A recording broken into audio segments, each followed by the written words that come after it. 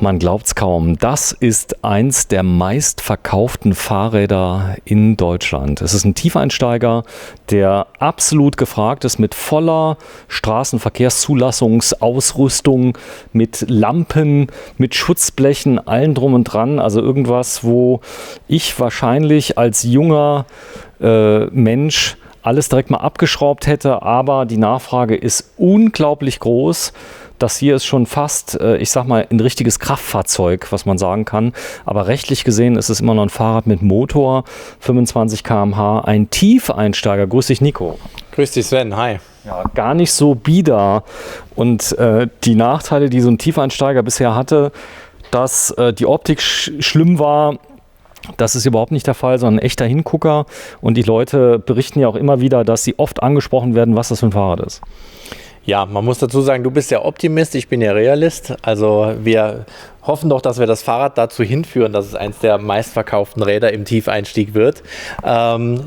Die Evil-Serie bei Bergamont ist ja in diesem Jahr komplett neu, sprich wir reden ja Modelljahr 2021 und da wir die Serie ja auch schon aus den vergangenen Jahren schon lange kennen oder es ein etabliertes Produkt ist aus diesem Sortiment, hat man jetzt doch schon einige Hausaufgaben gehabt. Wir hatten im vergangenen Jahr die Thematik, dass wir noch einen externen Akku hatten, der quasi hier im Sitzrohrbereich gesessen hat.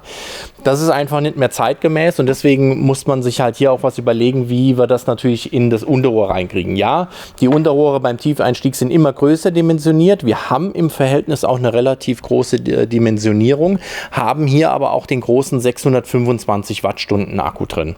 Der hält wirklich lange. Ja, also auch in der Verbindung, wir haben hier wirklich mit eins der Top-Modelle, wir haben aus der Evil-Serie ja nur noch das Pro oben drüber, das Elite ist die Variante unten drunter, die aber alle Highlights hat, die wir eigentlich in diesem Segment haben können. Also wir hatten es schon angesprochen, 625 Wattstunden Akku, wir haben den starken Performance CX Motor mit drin, wir haben, wie du gerade zeigst, eine 12-Gang Shimano XT Schaltgruppe, wir haben die hochwertigen Schwalbe Marathon E Plus Bereifung. Also ja, die haben noch so einen Kern, glaube ich, in der Mitte, oder? Ja, wir kennen ja den klassischen Marathon Plus und wir haben bei Schwalbe jetzt mit den neuen Reifen, sprich dem E Plus, zum einen natürlich ein Reifen, der auch für das E-Bike tauglich ist. Das war der normale Marathon Plus auch schon.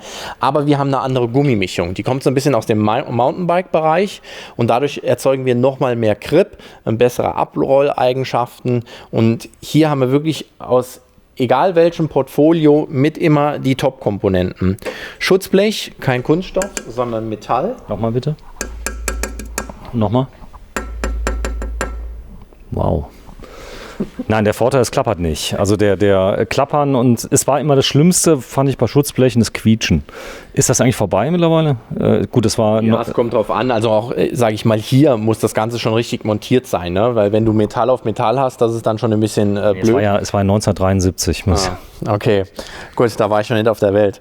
Aber wir haben hier auch Kunststoffteile zwischendrin, dass wir einfach nicht Metall auf Metall haben. Also das ist schon vom gesamten Konzept wirklich sehr detailreich gemacht. Guck mal, wie schön das Licht, das Kabel vom Licht hier rauskommt aus dem Schutzblech. Genau, also auch hier die Verbindung Ragtime-Gepäckträger, sehr minimalistisches Rücklicht auch hier in dem hinteren Bereich und natürlich auch die Vorderradlampe, die jetzt nicht klassisch hier unten sitzt, wie wir das, sage ich mal, von den Trekkingrädern her kennen, liegt aber auch ein bisschen daran, dass wir hier Gabeln drin haben, die eher aus dem Mountainbike-Segment kommen, wie aus dem Trekkingradbereich, weil einfach größer dimensionierte Reifen, wir brauchen einfach viel, viel mehr Platz und dann sitzt die Lampe einfach hier oben, in dem Fall ist es dann die Lampe, wie wir hier sehen. Wir können die über das Display natürlich auch einschalten. Das muss man mal zeigen. Also diese Display-Anbringung, das war ja ein Riesenproblem am Kiosk, dass sich die Leute dauernd das Display abgefahren haben, wenn es oben drauf war. Ja. Mittlerweile ist das so genial integriert.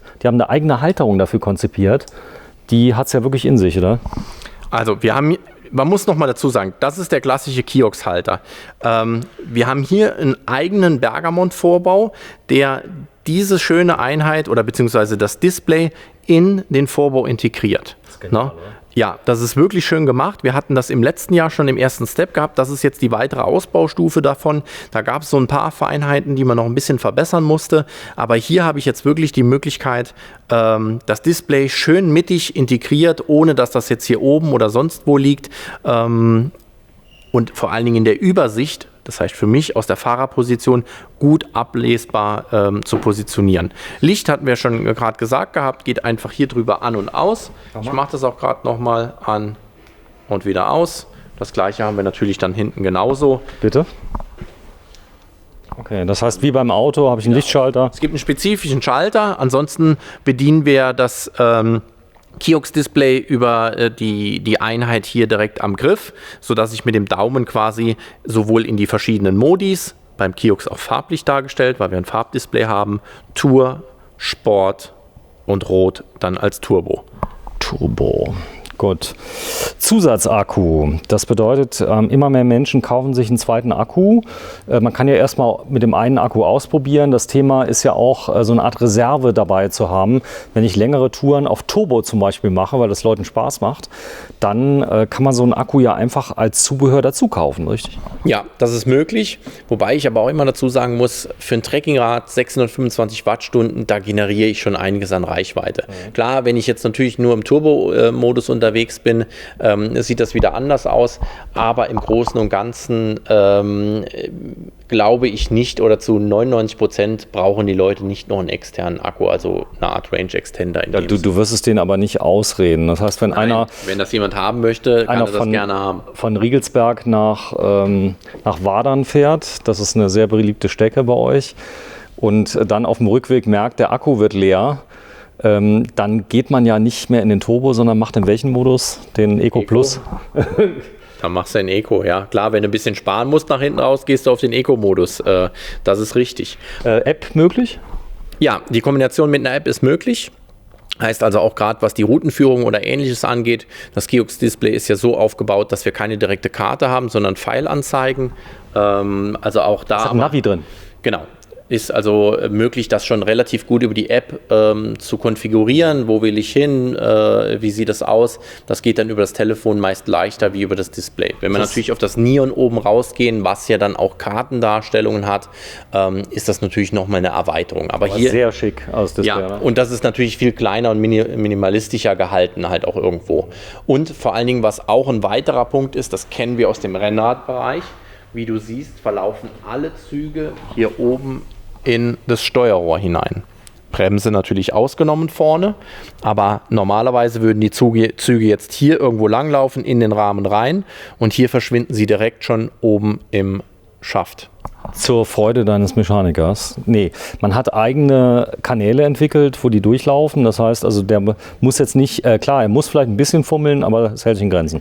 Ja gut, klar, alles was natürlich versteckt ist, ist natürlich auch wieder schwieriger irgendwo dran zu kommen. Ne? Das ist mit allem so. Aber im Endresultat sieht es einfach aufgeräumter aus. Weil ich habe hier die Option, wir sehen hier auch die beiden Schrauben, die haben wir auf der anderen Seite genauso, wo ich dann nochmal einen zusätzlichen Gepäckträger vorne fixieren kann. Gibt es im Zubehör von Bergamont? Im Zubehör von Bergamont wirklich ein schönes Teil mit einer Holzplatte oben drauf, also ein bisschen so Yachtcharakter. Warte, ich zeige das mal gerade da hinten, da steht ja sowas Ähnliches jetzt hinten. Genau, da haben wir sowas vom Prinzip her, von dem Lastenrad oder beziehungsweise auch von dem Rad, wo du drauf zugehst, das Bakery.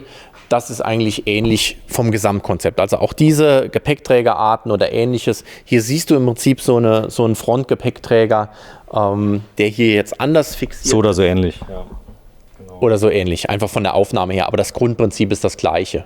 So, ich zeige es mal gerade, was das für eins ist, weil die Leute ja meistens genau das Fahrrad kaufen wollen, was sie denn zufällig gesehen haben im Video. In Sekunde 3,34 war da so ein tolles Fahrrad. Das ist das Bakery, haben wir, glaube ich, ein Video gemacht. Gell? Haben wir schon ein Video gemacht, ist auch ein Durchläufer vom Modelljahr 20 auf 21. Auch das ist so ein bisschen mit der Ursprung. In Bergamont ist ja sehr, sehr urban. Das heißt also das Thema Mobilität in Städten oder Ähnliches mit Lasten, ob das jetzt das Rad wieder hinten ist oder jetzt wirklich dann so eine Variante, ist genau das, was in Städten jetzt auch viel gefahren wird. Genau, also 5,3 kostet ein Lastenfahrrad. Das ist eine ganz tolle Geschichte, wenn man Kinder hat, gibt es sogar Kindersitze und so. Haben wir auch ein Video gemacht. Genau, also es gibt hier die Option, für 2 Kinder eine Sitzschale mit rein. Ich kann natürlich nur eine reine Box nehmen, für Material mitzunehmen. 2 Batterien hat Range Extender, ja. Genau, es hat eine Range Extender Option, also ich kann hier den Range Extender bzw. Zusatzakku fixieren. Hier habe ich die Ladebuchse, also es ist alles dafür vorgesehen, um das halt auch so nutzen zu können. So, jetzt habe ich eine ganz wichtige Frage, die sicherlich auch alle Zuschauer interessieren wird. Ja. Kann ich das Kiox-Display abnehmen? Ja. Gut, sollen wir uns das mal kurz anschauen? Weil die Leute, es sieht nämlich so schön aus, dass an der Eisdiele das ein ganz nettes Souvenir werden könnte für Kiox-Sammler. Wenn sie es jetzt nicht verschraubt haben, dann kannst du es abnehmen. Kannst abnehmen. Das funktioniert sogar, glaube ich, jetzt kann man es anmachen sogar. Da ist eine Batterie, eine eigene Batterie drin, Ja, stimmt das? Eine eigene Batterie, du kannst es anmachen, klar, aber du kannst es dementsprechend jetzt nicht in einer gewissen Art und Weise dann halt auch nutzen. Ne? Ich könnte aber das mitnehmen. Die Verbindung geht über Bluetooth über die App. Wie geht das? Ja, Geht über Bluetooth. Das heißt, ich kann es mitnehmen nach Hause, kann die Strecke programmieren, die ich zum Beispiel fahre und Daten. Speichert das auch die Daten, was ich gefahren bin mit GPS oder nicht? Bin ich mir jetzt nicht sicher, ich meine aber ja. Also am besten mal reingucken. Da gibt es übrigens ganz viele Videos, gibt noch viel verrücktere wie wir, die wirklich allein über das Kiox dann einen abendfüllenden Film gemacht haben mit allen Bedienungsmerkmalen. Software-Update, wenn ihr so ein Fahrrad kriegt, ja, wird denn das Display auch oft mit abgedatet? Ja, also wir immer die komplette Einheit. Also wir sagen jetzt nicht nur der Motor oder ähnliches, wir updaten immer auf die aktuellsten Versionen im Gesamten.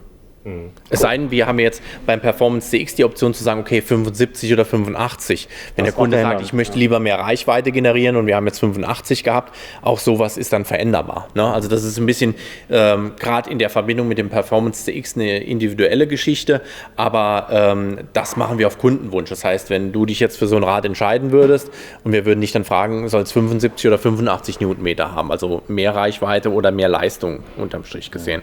So, jetzt mal ganz kurz Steckachse vorne. Ja, also 15 mm Steckachse. Wie gesagt, wir kommen aus dem Segment so ein bisschen von den Komponenten auch aus dem Mountainbike-Bereich. Heißt, hier geht es wirklich auch darum, ein steifes Rad halt zu haben. Auch das Thema Tiefeinstieg, irgendwo fehlt ja auch hier was, um eine gewisse Steifigkeit zu haben. Aber das hat Bergamont wirklich sehr, sehr gut umgesetzt. Ich bin das Rad selber schon gefahren. Also es ist handlich und wendig, da gibt nichts nach oder ist irgendwie schwammig in dem Sinn. Das ist wirklich gut gemacht. Wir hatten es bei dem Evil SUV ja schon gezeigt gehabt, ob es wirklich so angedacht ist, hier so eine Griffmöglichkeit, vielleicht auch mal das Rad dann zu transportieren. Na, geht also auch. So, bitte dann dreimal rauf und runter. Ja. Wenn du es auch mal bitte runterhebst, das wäre mir ganz wichtig, dass wir mal drunter gucken können, denn das große Thema ist ja, viele werden das kaufen, um zum Beispiel im Campingsektor sowas einzusetzen. Das ist ein sehr beliebtes Campingrad. Es hat nämlich alle, ich sag mal, Dinge, die das Leben schön machen. Unter anderem ein Licht, was direkt mit der Hauptbatterie verbunden ist. Das heißt, du musst also hier nichts aufladen oder irgendwas. Das ist schick. Fahrrad, hier steht 27 Kilo, kann man sich darauf verlassen? Ja, also die Gewichtsanzahl, ich habe es hier aber auch stehen, 27,8 Kilo hat das Rad. 27,8 Kilo. Kommt mit Pedalen, die sind schon drauf? Ja, Pedale sind jetzt in dem Fall schon mit drauf. Super. Und ist das eine Luftfeder oder ist das eine Stahl? Das ist eine Luftgabel. Ja. Ne? Also wir haben halt aus dem Mountainbike-Portfolio viel mehr Auswahl, wie im klassischen Trekking-Segment. Wir haben auch einen Lockout, der hier im Prinzip über diesen Hebel bedient wird, auf oder dementsprechend zu. Achso, da vorne ist das Ventil drin. Genau, auf der linken Seite haben wir die Luftkammer, ne? Und auf der rechten Seite ist ja die Dämpfungseinheit. Gut, die ist aber fix. Und die Dämpfungseinheit, oder? Was meinst du mit fix? Also wir haben hier dann im Prinzip die Möglichkeit der Zugstufeneinstellung. Das geht von unten. Das heißt, wie schnell federt die Gabel aus. Okay. Und natürlich über, über den Ölfluss regulierst du ja auch die Blockierung. Was ja schlussendlich passiert ist, wenn ich jetzt hier den Hebel umstelle, ist, dass quasi der Dorn in die Bohrung reingeht und den Ölfluss blockiert. Und dadurch kann die Gabel halt auch nichts mehr machen. Mit einem Kreis, es ist ja ein Kreislauf und dadurch durch den Kreislauf federt die Gabel ein und aus. Okay. Wenn du mir das mal kurz erklärst, die linke Stange und die rechte Stange, die haben zwei unterschiedliche Funktionen. Wie schlussendlich auch bei einem Motorrad. Ne? Das heißt also, links ist die Lufteinheit, das heißt die Federkammer. Hier kann ich die genau auf das Körpergewicht abstimmen. Und auf der rechten Seite ist meist dann die Dämpfungseinheit. Wo ist der Unterschied, Dämpfung, Feder? Weil das eine ist das, was ich mit dem einen Federn verändere. Ja, also ich muss ja den Luftdruck anpassen. Wenn ich jetzt 100 Kilo wiege, macht es ja einen Unterschied vom Luftdruck her, ob ich wenig oder viel drin habe. Okay. Und dann geht es ja auch wieder um das Ausfedern. Und das steuert im Prinzip dann die Kartusche, je nachdem wie der Aufbau ist, auf der Dämpfungsseite. Okay, das heißt, wie das dann zurückkommt. Oder die Mechanik, um eine Gabel zu blockieren. Okay, das eine federt ein, das andere aus. Kann man das so sagen? Im Prinzip federt ja beides ein. Ne? Nur beide Standrohre haben eine unterschiedliche Funktion. Das eine ist wirklich halt die Thematik, ich mache die Abstimmung ne, für die Einfeder-Thematik und das andere ist dafür verantwortlich für die eigene Dämpfung oder das Zusatzfeature der Blockierung der Gabel. Super. Ja, Bergamont, die werden in Deutschland zusammengebaut? In Belgien oder Holland werden sie assembliert. Assembliert, sehr schön. Das heißt also Rahmen und Co. Nein, es ist ja so ein Fahrrad besteht ja, so viel habe ich ja schon gelernt nach den Millionen Jahren von Videos mit dir, besteht aus vielen namhaften Einzelkomponenten, die quasi wie in der Automobilindustrie auch Zubehör oder Hersteller haben. Jetzt ist es ja beim Fahrrad oft so, bis auf den Rahmen sind die ja tatsächlich sogar identisch. Also es ist nicht so, dass jetzt Brose, was weiß ich, den Schalter nur für BMW baut, sondern es ist das gleiche Display, der gleiche Schalter, was die Sache natürlich extremst vereinfacht. Das heißt, also wenn so ein Kiosk, ich sag mal, jetzt mal kaputt ist, musst du das wahrscheinlich nicht bei Bergamont anfordern, sondern die können sagen, hol dir so einen Kiosk aus dem Laden oder wie läuft das? Schlussendlich ist ja der Hersteller verantwortlich, das heißt in dem Fall Bosch. Okay, das heißt, die geben das an dich ab und du gehst in machst die Retour. Das dann, wenn jetzt das XT-Schaltwerk Probleme macht, dann gehen wir immer über den Importeur. Also das ist immer unsere Aufgabe dann. Ne? Wenn das Rad natürlich jetzt neu ist und sagt, da ist jetzt ein riesen Kratzer im Display, so haben wir das ausgepackt, dann ist natürlich schon der Hersteller dafür verantwortlich, in dem Fall dann Bergamont. Aber alles, was dann die Lebenszeit halt angeht, geht es immer wieder auf den jeweiligen Hersteller. Ob das bei der Schaltung Shimano ist, ob das bei der Gabel SR Santur ist oder wiederum halt hier in dem Fall Bosch mit dem Antrieb. Die Kernthematik ist dann wirklich immer der Rahmen, das, was wirklich direkt vom Hersteller kommt. Und da machen sich natürlich auch die Unterschiede bemerkbar. Natürlich macht sich jeder auch Gedanken, was passt nachher zu dem Fahrrad. Hätten wir da auch ein Kunststoffschutzblech nehmen können, wäre vielleicht der einfache Reifen auch eine Möglichkeit gewesen. Natürlich muss man aber auch sagen, wir haben ein Rad hier, Preissegment 4.499 €. Und da erwartet wir natürlich halt auch eine gewisse Ausstattung. Ne? Und die spiegelt sich hier absolut wider. Also es sind wirklich viele Highlights, ob das jetzt der Zusatzgepäckträger vorne ist, ob das der neu dimensionierte Rahmen ist. Und wichtig vor allen Dingen ist halt auch die Wendigkeit. Das Rad ist wirklich vom Einsatzzweck her nicht nur ein Trekkingrad, sondern wir haben ja auch die SUV-Variante mit 27,5 Zoll Reifen auch schon abgedreht gehabt. Das lässt sich fahren ein bisschen wie so ein Mountainbike, nur natürlich mit einer deutlich komfortableren Sitzposition. Man sieht es ja auch schon an der Vorbaueinstellung.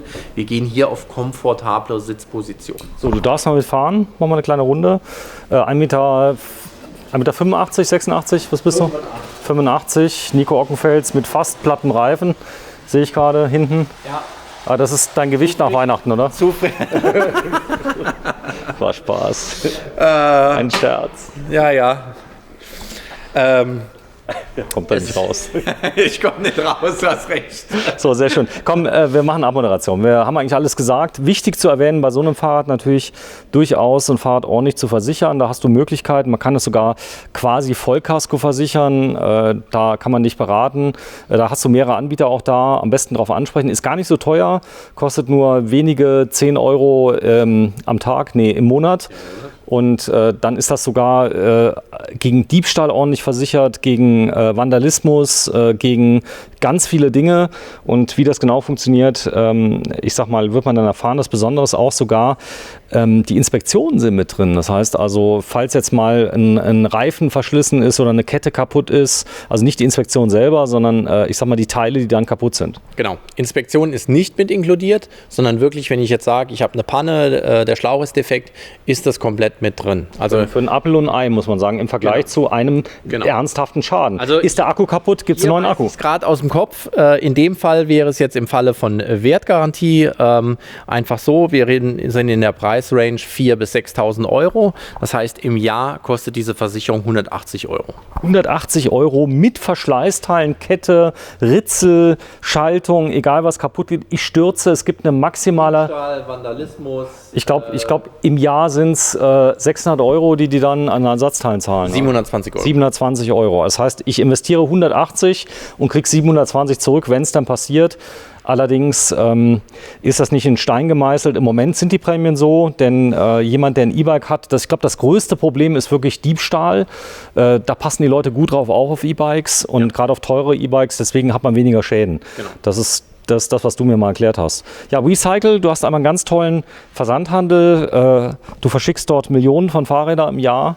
Nee, Spaß beiseite. Wirklich viele Fahrräder. Seit über 10 Jahren gibt es den Versandhandel. Das heißt, du bist da kein Pionier. Und du hast 2 ganz tolle Läden aus dem Nichts quasi erschaffen hier. Hier war ja nichts vorher. Du bist in einem Gewerbegebiet hier direkt in St. Wendel. Hast du toll gemacht. Die Klimaanlage baust du ja noch für die Mitarbeiter. Genau. Habt ihr das gehört? Nee, er lacht gerade da unten. Nee, es könnte auch mal warm werden, muss man sagen dazu, aber nichtsdestotrotz seid ihr gerüstet dafür. Auch hier Lieferbarkeit muss man ganz klar ansprechen. Wer sein Wunschfahrrad haben möchte in der Rahmengröße N, also die er sich dann gerne wünscht, am besten zuschlagen, wenn er es irgendwo kriegt.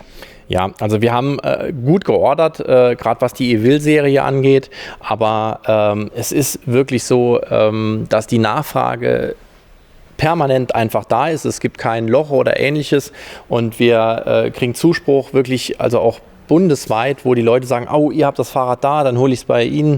Die Leute wollen einfach auch schnell ihr Fahrrad haben und wir empfehlen eigentlich aktuell nicht bis in, sage ich mal, April, Mai zu warten, weil dann unter Umständen ich nicht mehr genau das Fahrrad bekomme, was ich gerne hätte. Ne? Partnerlook ist möglich? Ein was? Ein Partnerlook ist möglich? Ja, klar. Also wir haben ja auch hier nochmal dazu zu sagen, die Evil-Serie ist immer ein Tiefeinstieg. Na, wir haben kein Herren, Damen oder sonstiges. Evil basiert ganz klar rein auf einem Tiefeinstiegsmodell, sowohl für Herren als auch für Damen. Mal eine blöde Frage, kann ich den Lenker seitlich wegschwenken? Ist das möglich bei dem oder geht das... In dem Sinn geht das nur auf die klassische Art und Weise, aber... Nee, durch Losschrauben meine ich. Also ja, durch Losschrauben, ja klar. Es würde gehen. Das heißt, wenn ich ein Wohnmobil habe, will ihn querstellen, das würde gehen. Okay. Super. Hier steht's. Sag mir mal gerade das Modell, das Schild, oder wenn du mir das Schild gerade nochmal holst, bitte, dann mache ich gerade die Abmoderation. Bergamont, Evil. Bergamont, sag's. Elite.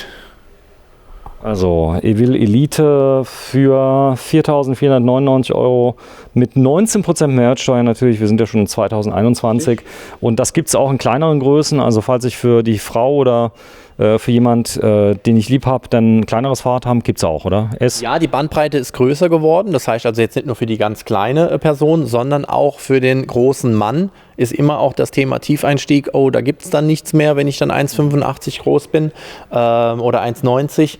Da ist die Bandbreite deutlich erweitert worden im Vergleich zum Vorjahresmodell auch. Also da hat Bergamont schon alles richtig gemacht. Das Systemgewicht insgesamt 140? Was hat wir liegen bei dem Evil, gut, dass du es ansprichst, weil wir liegen beim Evil bei 160 Kilo. Das heißt also Fahrrad plus Fahrer plus Gepäck, alles zusammen 160 Kilogramm plus, ich sag mal, noch eine kleine Reserve. Ich sag mal, 160 ist zugelassen, aber du sagst, wenn jemand 161 wiegt, dann bricht es nicht gleich zusammen. Ja, im Regelfall liegen wir so um die 125, 130. Ne? Das heißt, wir haben also nochmal 30 Kilo mehr trotz Tiefeinstieg. Aber es gibt ja Leute, die wiegen allein 130 Kilo. Ja, das ist richtig. Nur geht man auch nicht unbedingt davon aus, dass die jetzt mit 25 Kilo Gepäck losfahren. Ne? Also in der Regel eher nein, sondern sie wollen erstmal in die Mobilität auch wiederkommen.